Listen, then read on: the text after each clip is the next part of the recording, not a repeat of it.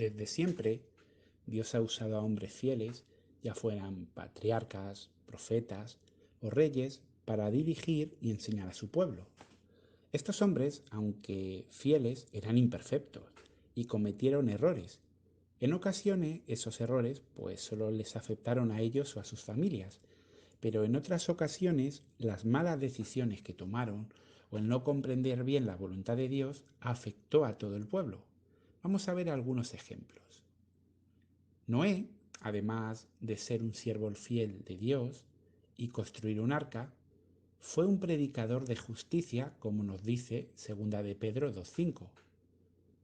Mediante Noé, Dios dio instrucciones a la humanidad para poder salvarse. Ellos solamente tenían que hacer caso a Noé, pero no lo hicieron. Ahora bien, Noé como humano cometió errores, como el descrito en Génesis 9:20. Allí leemos: Noé, que era agricultor, plantó una viña e hizo vino. Un día bebió tanto vino que se emborrachó y se quedó desnudo, tendido en el piso de su carpa. Nos quedamos ahí de momento. Lo que vemos es que Noé, aunque era un hombre fiel, aunque era el medio que Dios utilizó para salvar a la humanidad que se metiera en el arca, se equivocó, se emborrachó. Debido a este error de Noé de beber en demasía, hubo un incidente con un miembro de su familia y la historia termina con una maldición sobre Canaán. En este caso, las consecuencias quedaron en su familia, pero ahora vamos a ver algunos ejemplos de errores que afectaron a todo el pueblo.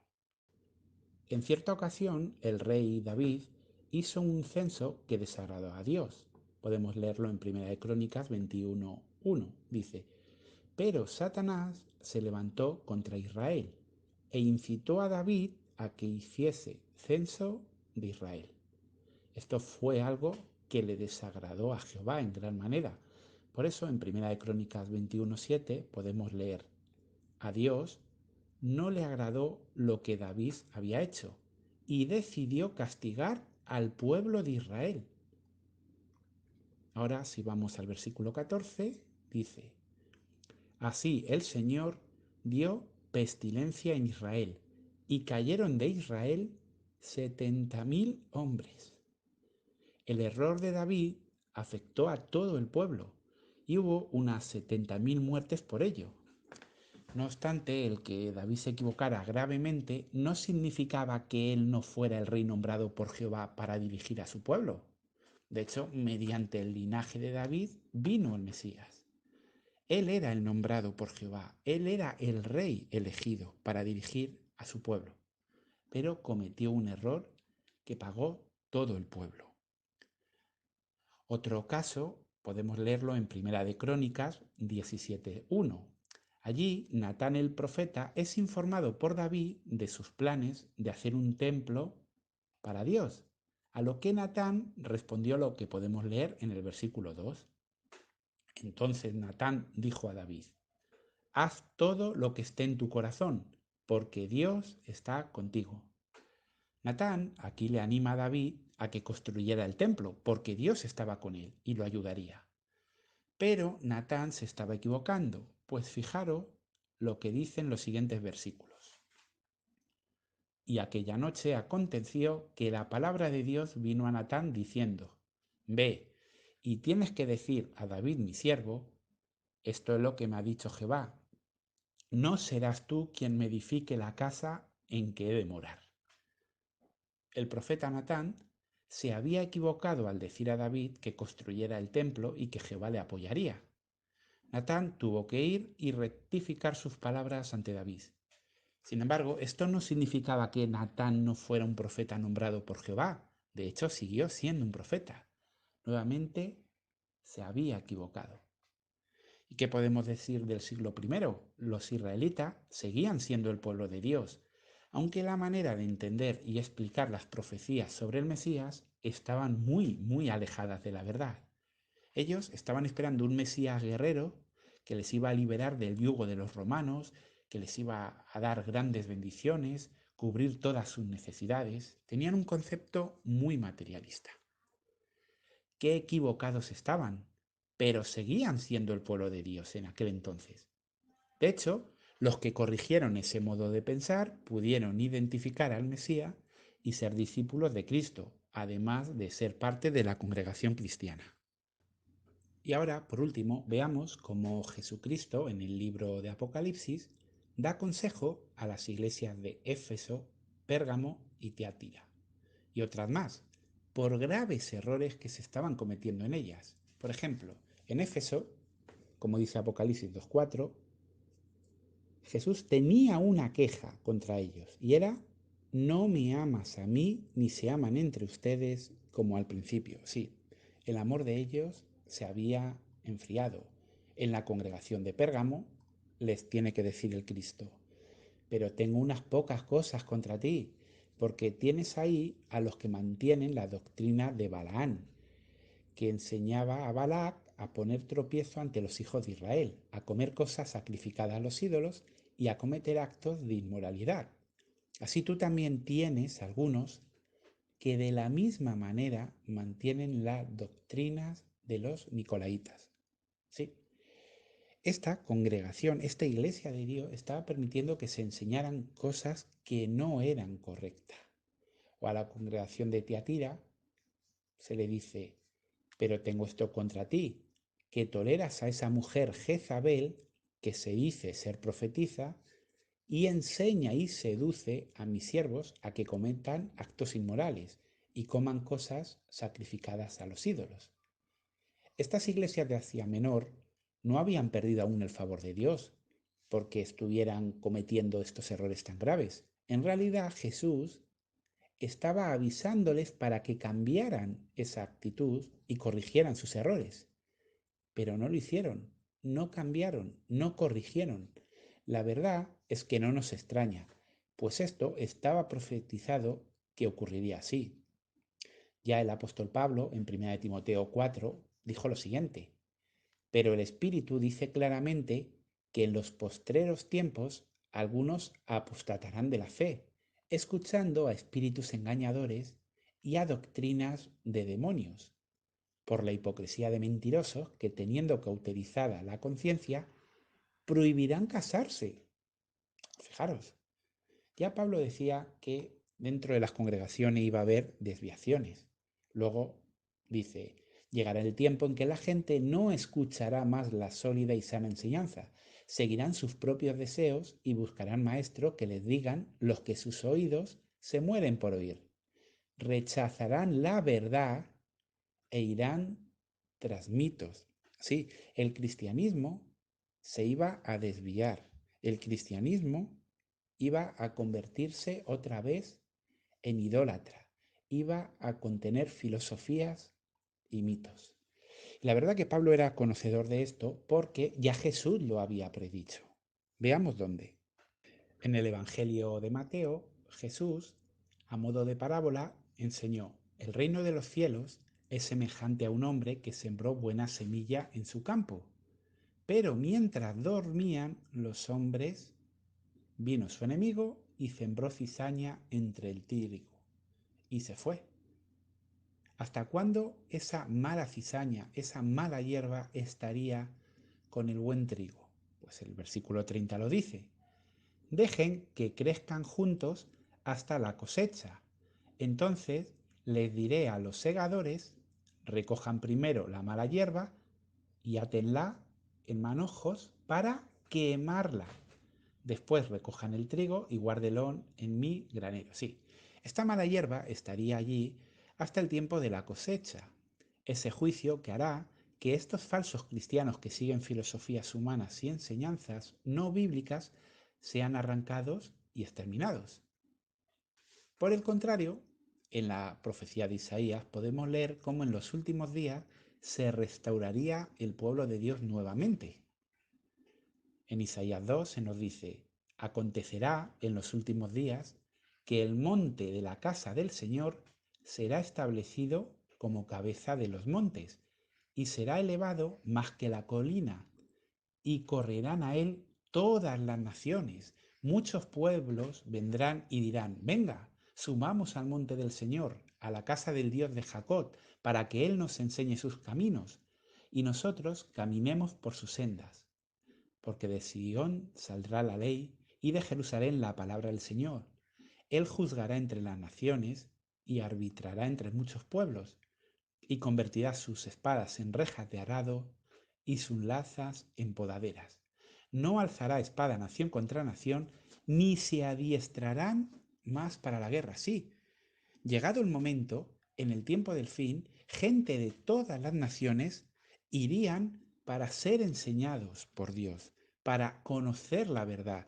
Iban a salir de estas iglesias falsas que les habían estado enseñando filosofías, mitos, enseñanza de nombre, y en el tiempo del fin se juntan para ser un pueblo, para ser enseñados por Dios.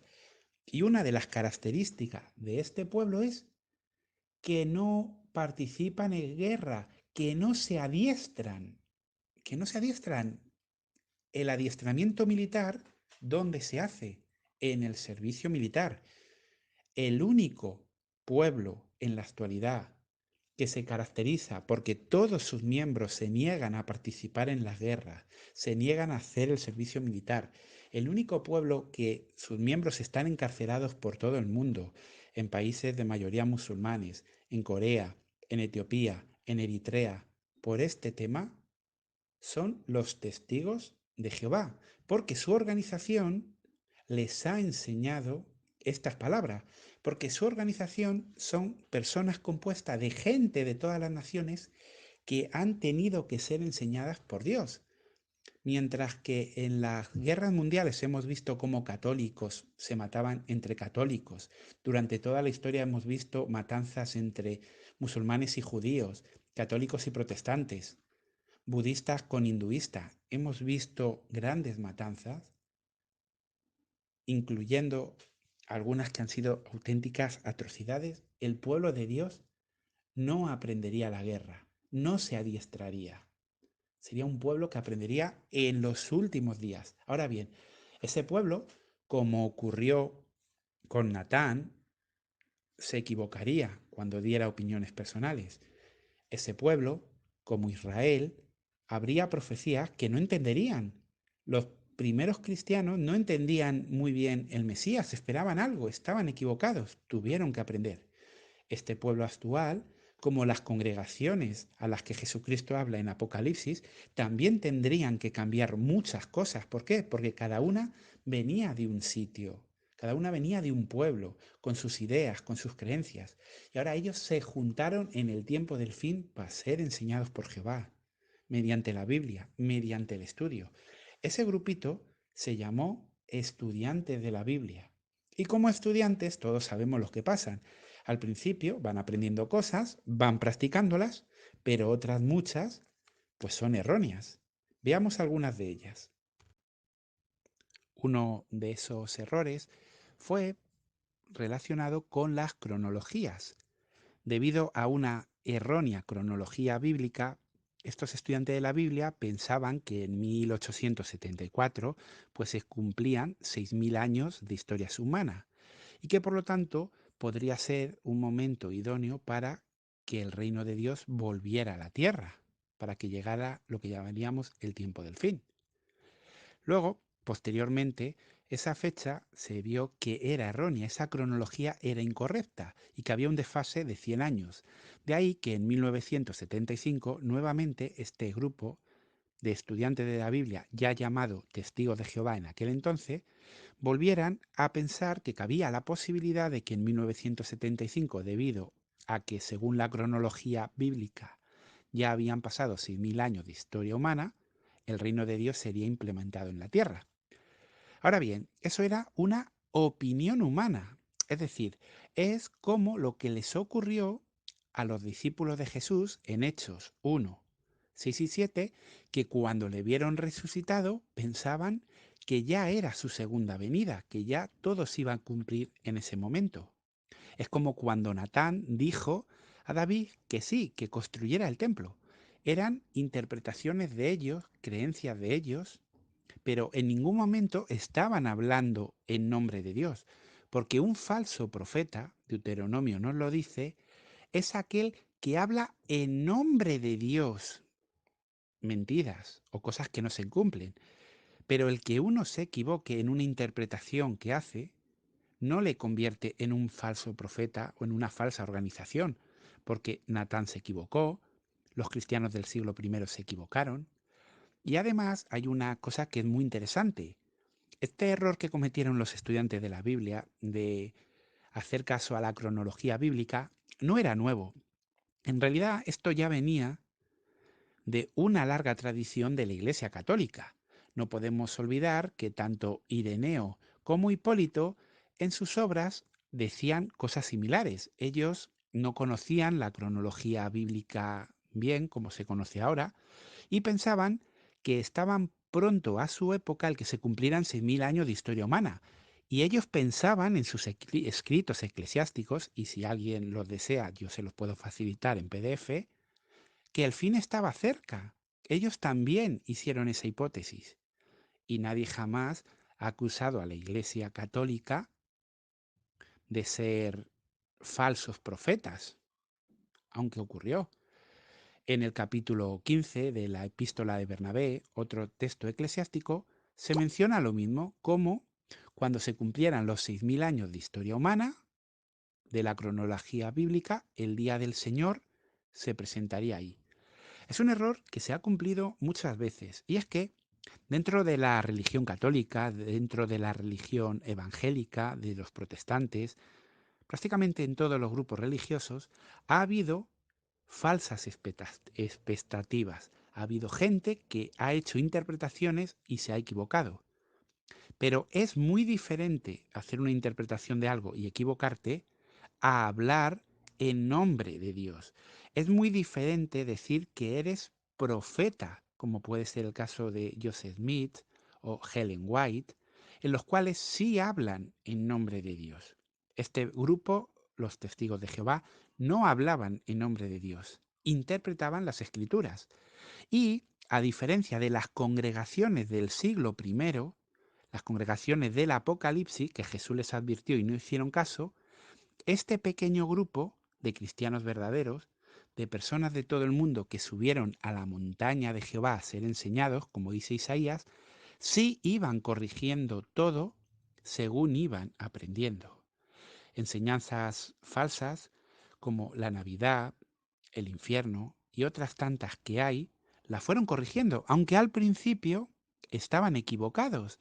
Igual que los discípulos estaban equivocados sobre cómo sería el Mesías, estos cristianos tenían muchas cosas que aprender, muchas cosas que corregir, pero realmente lo hicieron.